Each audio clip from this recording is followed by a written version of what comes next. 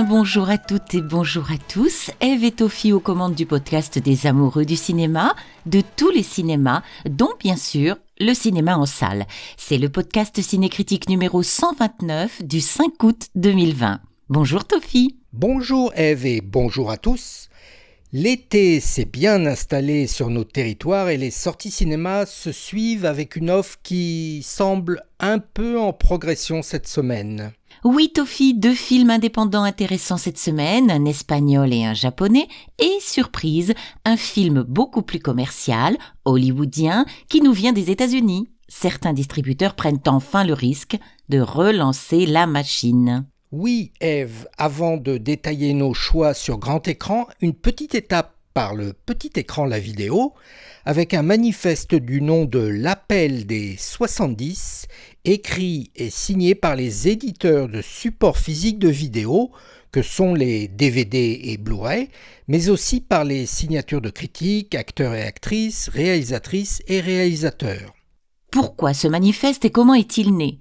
Né pendant le confinement en France, après un constat alarmant de la chute drastique des ventes de supports physiques, ce collectif veut attirer l'attention sur l'importance du DVD à l'époque du online et du streaming.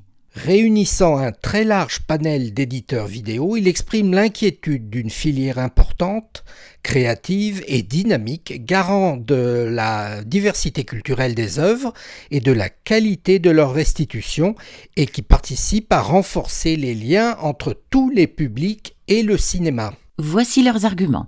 En complément des autres médiums, la vidéo physique fait vivre le patrimoine cinématographique et audiovisuel, assurant sa préservation, sa diffusion et sa transmission. Elle contribue aussi à l'économie de toute une filière cinéma, des ayants droit aux laboratoires techniques et artistiques, des agences de création aux attachés de presse. Après la salle de cinéma, la sortie vidéo apporte une nouvelle visibilité aux œuvres, par des retombées presse, des communications, par les réseaux sociaux notamment, et qui rayonnent sur les autres médiums à venir comme la télé et la VOD-SVOD, et donc qui bénéficient de cette exposition préalable. En cette période de confinement que nous venons de vivre, où la TV et la VOD-SVOD ont fidélisé ou conquis de nouveaux publics, il est important de rappeler que l'ensemble des moyens de diffusion fonctionnent les uns avec les autres et pas les uns contre les autres. La salle de cinéma annonce la vidéo qui participe à son tour au rayonnement des films en TV, VOD, SVOD. Nous sommes d'accord, Ève, il y a de la place pour tout le monde. Aucun support n'a vocation à se substituer aux autres. Tous ont vocation à exister en complémentarité des uns des autres.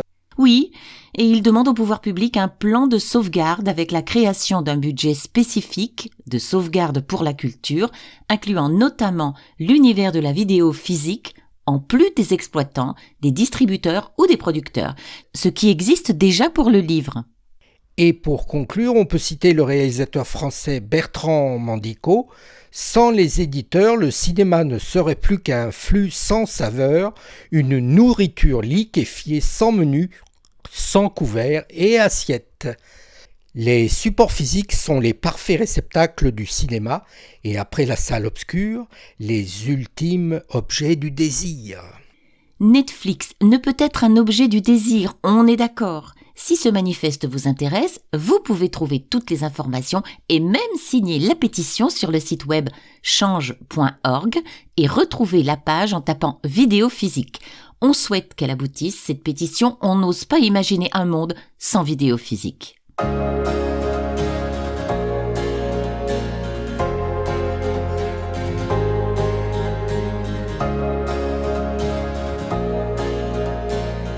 Retour au grand écran maintenant, Ève, avec le premier film de notre sélection, L'infirmière du japonais Koji Fukata. どんなお仕事だったんですか？いろんな家でお手伝いする仕事？ヘルパーさん。 Ishiko est infirmière à domicile. Elle travaille au sein d'une famille qui la considère depuis toujours comme un membre à part entière. Mais lorsque la cadette de la famille disparaît, Ishiko se trouve suspectée de complicité d'enlèvement. En retraçant la chaîne des événements, un trouble grandit. Est-elle coupable ? Qui est-elle vraiment ? Avec une remarquable tension proche d'hallucination, les mauvais rêves et les illusions s'invitent dans ce film sans qu'on les identifie immédiatement. Il y a quelque chose d'imprévisible, de sauvage et de pas tranquille du tout dans l'infirmière, comme dans sa protagoniste, et cette incertitude est un vrai trésor. Aux confortables formules du mélodrame d'un thriller ordinaire, Fukuda préfère le malaise et les questionnements. À partir d'un quotidien des plus banals, le cinéaste écorche en même temps une société gouvernée par les médias où il est de bon ton de désigner un coupable et de le mettre en pâture devant tous les écrans. L'actrice principale cultive le doute de sa culpabilité éventuelle jusqu'à la dernière scène qui n'apporte pas les réponses que le spectateur aurait voulu trouver. Et la seconde, qui joue la sœur de la victime qui se fait enlever, c'est un personnage complexe, sombre, manipulateur, tout autant qu'elle est amoureuse et en conflit avec ses sentiments intérieurs. Vous avez compris, les chemins de ce thriller très original ne sont jamais droits, à la fois tortueux et épurés. Il y a un peu du David Lynch dans cette infirmière. On a eu beaucoup de plaisir à le voir en avant-première, nous vous le conseillons. Agosto es genial para hacer cosas que, yo qué sé, que en otros momentos no nos dejarían hacer. Porque yo creo que el verano es perfecto. No sé. Tú piensas en todas las parejas que rompen en verano. Y todas las que empiezan.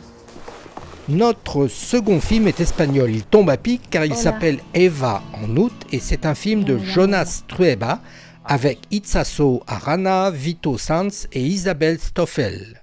Eva, 33 ans, décide de rester à Madrid pour le mois d'août, tandis que ses amis sont partis en vacances. Les jours s'écoulent dans une torpeur madrilène festive et joyeuse et sont autant d'opportunités de rencontres pour la jeune femme. Filmer la ville de Madrid en été et plus particulièrement pendant la première quinzaine du mois d'août, dans le quartier populaire du Rastro pendant les fêtes, a été un véritable challenge. Avec un côté spontané et rafraîchissant indéniable qui rappelle un peu la nouvelle vague française, on suit Eva au fil de ses rencontres plus ou moins impromptues. L'été est le meilleur moment pour découvrir qui nous sommes vraiment.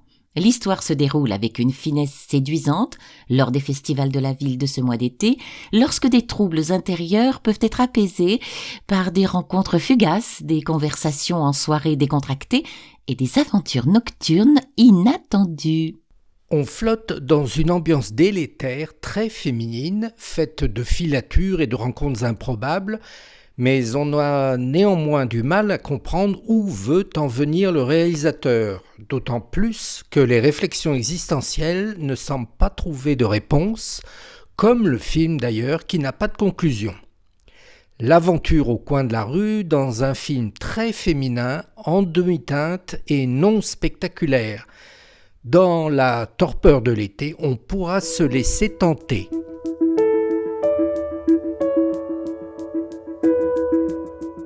Notre troisième film, Tofi, choisi cette semaine est hollywoodien, classique, spectaculaire et sans surprise. Il s'agit d'un film d'action et de science-fiction américain. This is an emergency alert. Small molten debris expected to fall in upstate New York. Isn't that where we are? Ottawa, Canada. Yeah. Seek shelter immediately. Do not stand in the open. Shelter immediately.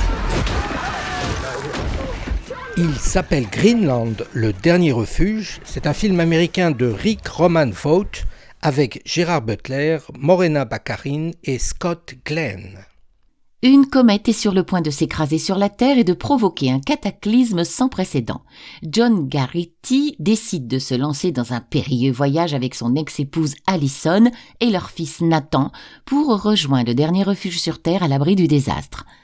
Alors que l'urgence devient absolue et que les catastrophes s'enchaînent de façon effrénée, les Garrity vont être témoins du meilleur comme du pire de la part d'une humanité paniquée au milieu de ce chaos. Cette histoire d'une famille américaine ordinaire qui vit l'effondrement du monde à travers son regard ne brille pas par son originalité, mais, comme on dit, elle fait le job. En adoptant le point de vue de ce couple en crise, le réalisateur lance le spectateur dans une course effrénée où les principes d'entraide et de dévouement sont sans cesse remis en cause. Pas de surenchère d'effets numériques, le film est centré sur un seul objectif et nous ramène en permanence à l'une des questions fondamentales que pose le genre, comment faire face ? En cela, certaines scènes sont plutôt réussies, notamment les scènes de chaos dans les rues et les pillages, les réactions paniquées et égoïstes de certains et la solidarité des autres. Les épreuves subies par le groupe transforment vite le fameux refuge en utopie et cela fait l'originalité de ce film. Dommage que le final soit un peu poussif et plombe un film sobre dans les 2 premiers tiers. Greenland, le dernier refuge, se laisse regarder et permet de passer un agréable moment, une bonne surprise estivale qui tient ses promesses malgré un air de déjà-vu. Et c'est sur ce clin d'œil cataclysmique que toute l'équipe de Cinécritique vous souhaite une très bonne semaine au cinéma. Cinécritique, c'est en plus un podcast, un site web où vous trouvez toutes nos critiques de films, ceux qu'on a aimés et ceux qu'on a moins aimés. Et nous sommes présents sur Twitter et Facebook. Cinécritique avec un K à la fin. N'hésitez pas à parler de notre podcast autour de vous, n'hésitez surtout pas à vous abonner et à le noter à partir de votre application préférée. Vous ne pouvez pas nous louper, le podcast Cinécritique est représenté par SoundCloud, Apple Podcast, Spotify, Deezer et YouTube. Très très bonne semaine à toutes et tous.